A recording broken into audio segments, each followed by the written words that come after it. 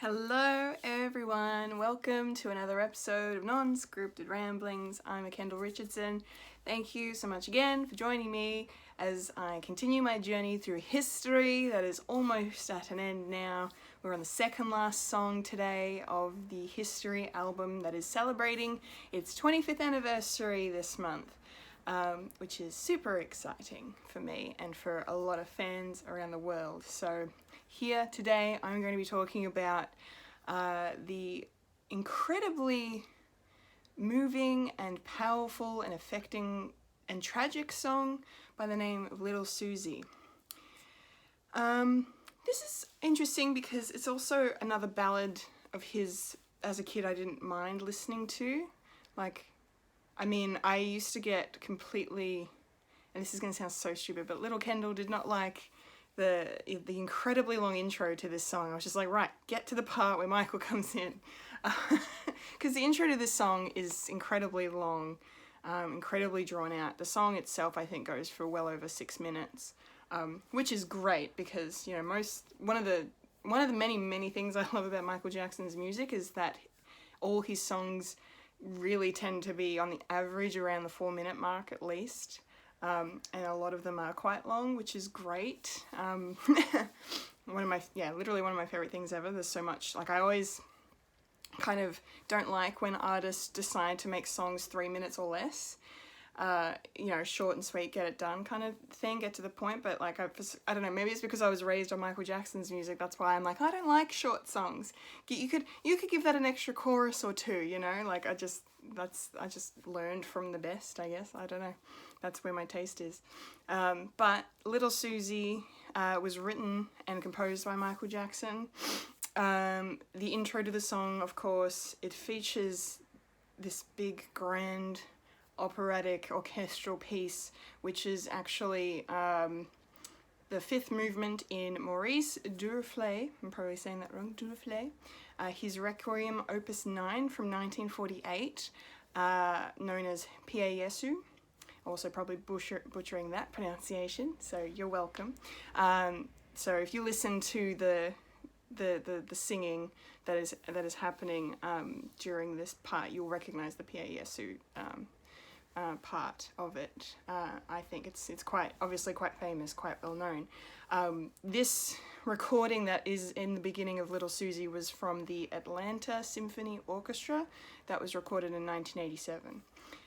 So that's all that. It's very beautiful. I again didn't like it as a kid because, you know, 7-year-old Kendall had no taste, but well, she had some taste clearly, but now I listen to it and it's very moving and very just kind of, it's a very beautiful piece of music to listen to. So, it's great. So it really kind of sets the tone for the whole song. And because once Pie Jesu starts to kind of quieten down, you get the introduction to Little Susie herself. And the beautiful piece on the jewelry box plays.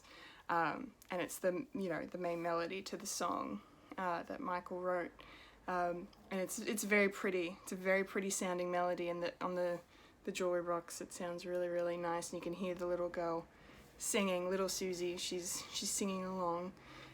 It's very pretty. It's very nice, and it's also very sad as well. So just Michael was really kind of this song for me has always been very cinematic. It's always created images in my head of what Little Susie was, who she was, what she went through, and just this whole grand epicness to the whole thing.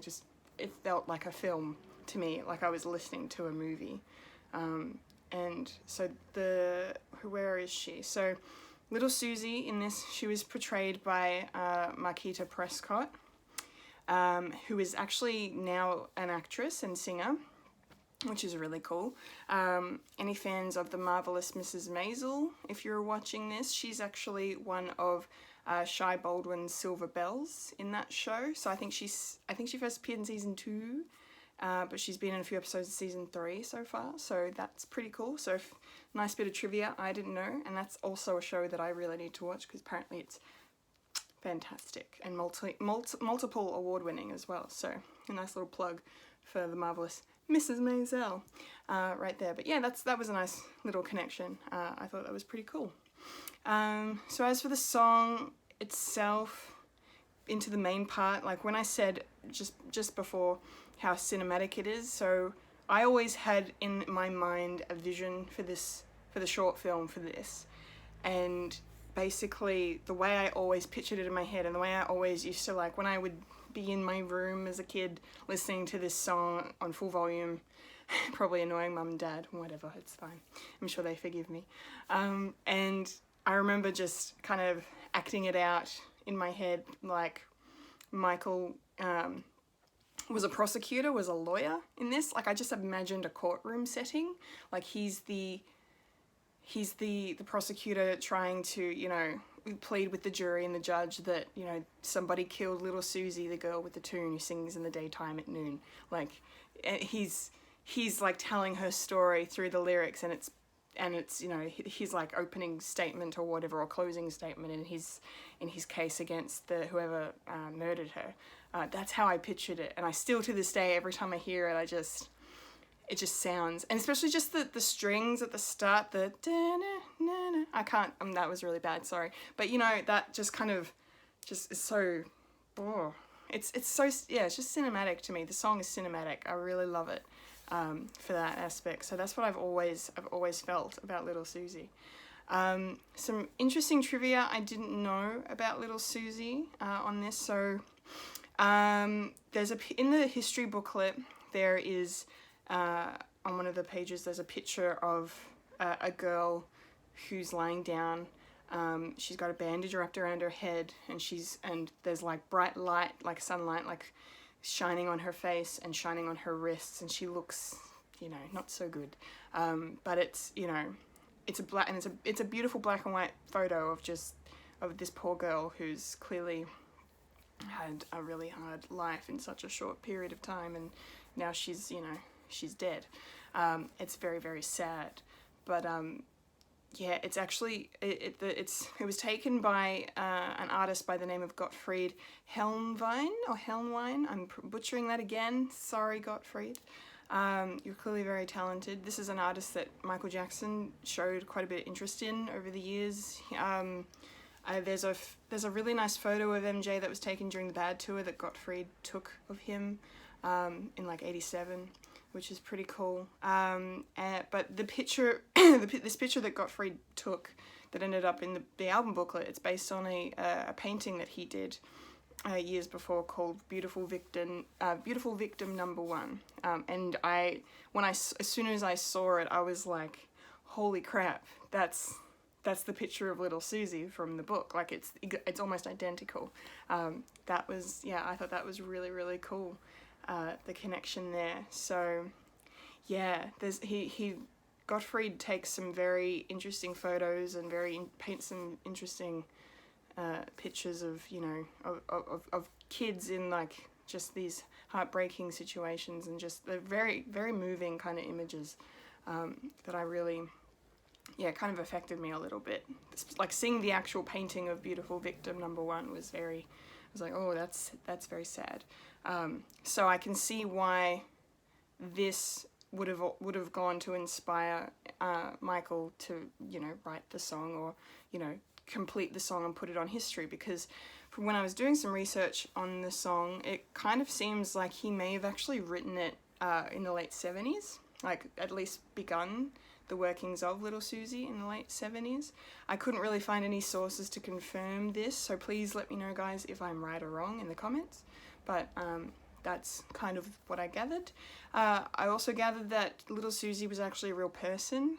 The song is based on a real little girl who had such a tragic life, where I think her father abused her or left, her mum was a drug user, abused her, was killed or died. Like, it was just all this very sad kind of story, and then she went to live with her grandfather, who neglected her and didn't give a damn about her, and she was killed, left for dead, and discarded away like nothing by her own family. She was rejected for just no reason, it seems. I couldn't really find out if this happened in 1972, she died. She was, the name of the girl was Susie Condry.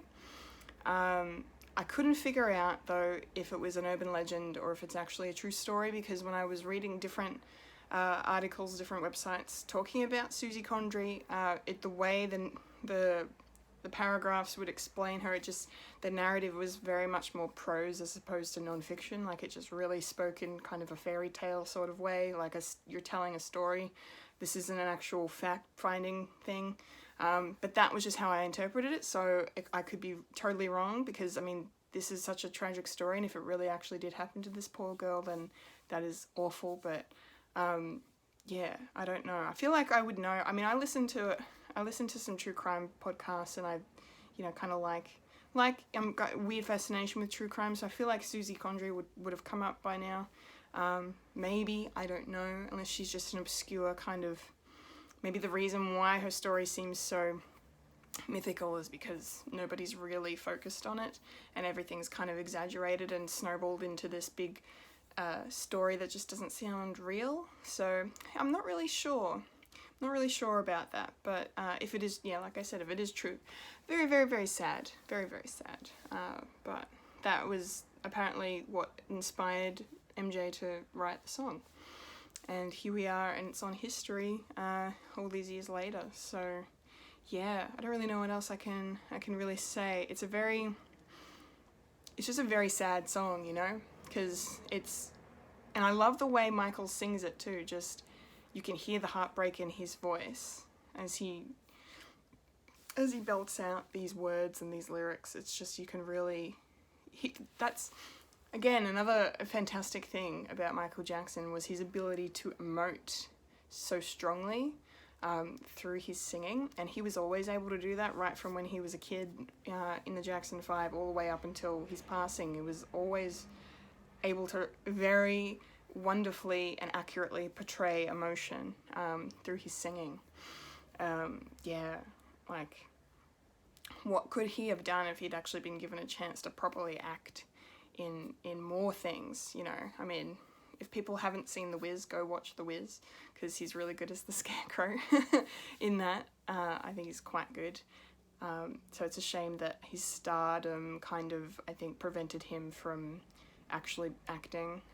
There's lots of trivia over the years, of course, of stories of Michael Jackson attempting to break into the acting world, and how he was almost Spider-Man at one point, he was almost Peter Pan at one point. Like, there's, yeah, I'm not going to go into that, but yeah, it's unfortunate that he didn't really get a proper chance to, really show off his acting chops. But maybe that's why he used his short films so wonderfully to do that, like, acting in Thriller and in Bad especially. He's quite good in Bad, the short film, the full-length short film directed by Martin Scorsese. Very good, highly worth watching. But yeah, like, I really do love this song. It's beautiful, it's moving, it's sad, it's tragic, it's heartbreaking. It's so heartbreaking. So I can understand totally why the story would resonate with Michael so much, because he just cared about everybody so deeply, more than he needed to or should have. But that's just the kind of great person that he was. You can't really break that out of a person. He was just one of the most caring people the world's ever seen. So, and there it is, people. Those are my thoughts on Little Susie. Let me know what you think of the song if you want to. Comment down below. If you haven't heard it ever, please seek it out, listen to it. I'm sure it's on YouTube or Spotify to check out and experience. Just really let yourself become immersed in it. It's such a cinematic. It's a 3D, 4D kind of experience. Like, it's just, you really can feel the whole song around you when you listen to it. It's just wonderful. So check it out, guys. Thank you so much for watching, and when we come back next time, I'm going to be talking about the 15th and final song on the History album. We're at the end, guys. What is happening? This is over. I'm so sad. Okay, it's alright. It's fine. I'll just have to redo everything again in 5 years for the 30th anniversary. No, I'm just joking. It's fine. But yes, that was Little Susie, fantastic song. And next will be my thoughts on the beautiful rendition of Smile. I can't wait to get into that. So thank you so much for watching, guys. I really appreciate it. And yeah, that's it from me. Until next time, I've been a Kendall Richardson, and you've just experienced non-scripted ramblings.